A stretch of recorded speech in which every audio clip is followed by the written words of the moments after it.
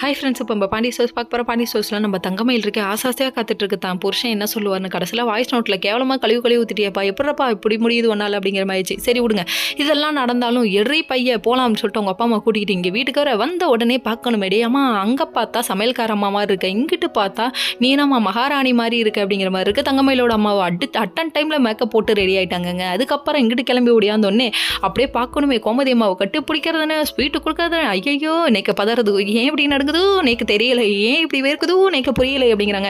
கடைசியில் என்ன விஷயம்னு சொல்லுங்களேன்னு சொல்லி கேட்க, நீங்கள் ஸ்வீட் எடு கண்ணா கொண்டாடு, ஒரே கல் ரெண்டு மாங்க அப்படிங்கிறாங்க. என்னதாம்மா விஷயத்த சொல்ல வர, எப்பா நீ பாட்டி ஆகிட்ட, பாண்டிய ஸ்டோர்ஸ்க்கு வாரிசு தங்கமயில் கொடுக்க போகிறான்ற விஷயத்த சொன்னோடனே பார்க்கணுமே இவங்க அவ்வளோ ஹாப்பிங்க. உடனே இவங்க ஸ்வீட் எடுத்து கொண்டாட ஆரம்பிச்சிட்டாங்க. உடனே சரவணனுக்கு காலடி, பாண்டியனுக்கு காலடி, வீட்டுக்கு வர சொல்லு அப்படின்னு சொல்லிட்டாங்க. வீட்டுக்கு வந்ததுக்கப்புறமா என்னடா நடக்குது இங்கே, மறுபடியும் பிரச்சனை ஏதாவதுன்னு சொல்லிட்டு யோசிக்கிட்டே வராரு. கடைசியில் வீட்டில் விஷயத்த சொல்கிறாங்க. சொன்னதுக்கப்புறமா இவரோட மூஞ்சில் தேஜஸே இல்லைங்க. என்னாச்சுன்னு தெரியாமல் குழப்பத்திலே இருக்கியப்பா அப்படிங்கிற மாதிரி ஆச்சு. பாண்டியன் அப்படி துள்ளி குதிக்க ஆரம்பிச்சிட்டாரு. தம்பி நியூ மோர் எமோஷன் அப்படி ஃபேஸில் என்னடா ஒரு ரியாக்ஷனும் இல்லை அப்படிங்கிற மாதிரி இருக்குது. இவ்வளோதான்ப்பா வரும், வர்றதை வச்சுக்கோங்க அப்படின்ட்டாங்க. கடைசியில் பார்த்தா சரவணன் உள்ள வர போய் பேசுன்னு சொல்லிட்டு தங்கமயில் அனுப்பிடுறாங்க. வந்த உடனே நீ போய் சொல்கிற அப்படின்னு சொல்கிறாங்க. அப்புறம் ப்ரெக்னன்சி கிட்டு அந்த கார்டு எடுத்துகிட்டு போய் காமிச்சும் நம்பலங்க. நீயா ரெட்டை கோடு போட்டுக்கிட்டியான்னு சொல்லிட்டு அழைச்சி பார்க்குறாரு. டே அப்பா இந்த சோதனை வரக்கூடாதுப்பா எந்த பொண்டாட்டிக்குன்னு சொல்லிட்டு உட்காந்து ஓன்னு குமிரி அழுக ஆரம்பிச்சிட்டாங்க.